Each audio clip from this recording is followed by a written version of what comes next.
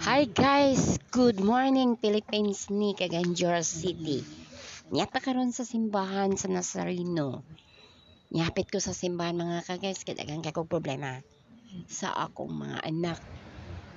Isa ko kainahan nga problematic. Basta mag-ampo gid ko perminta sa Ginoo manalangin gid ko kay maproblema gid ko sa akong mga anak mga ka-guys kay wala gid ko ultimong ikatabang kanila kay usa ko ka poor. Hello guys, good morning nga karon sa simbahan. Ayaw magkalimot sa simbahan ha. Manalangin kitang tanan.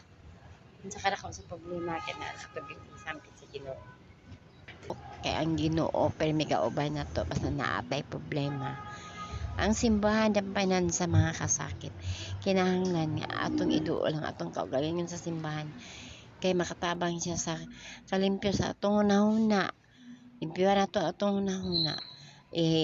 Ang Ginoo ra gyud mahibalo natong tanan. Magampo gitag manalangin lang gyud. Labi na karon uwan og giinit. Ang mga bata, mga sipon og ubo. Inom tubig lang kunting pahuway kaon og prutas. Mga anak, amping magmanalangin sa Ginoo. Nanganaot ko nga maasinson yung kinabuhi mainyong panglawas. Oh, shout out sa akong igsoon, mga igsoon tanan nga naglisod in town ko. Pero tungod sa akong kalisod, igo na lang ko mo shout out sa inyong mga igsoon. Ug dinhi na lang ko kutob daghang salamat sa inyong tanan. God bless. Manalangin kita sa Ginoo. Oh, kumusta tanan ka? Shout out. Bye-bye na lang sa inyong tanan.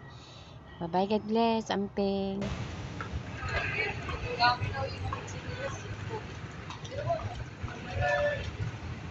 Hello guys, natakaron sa Gaisano. Bang sa probinsya.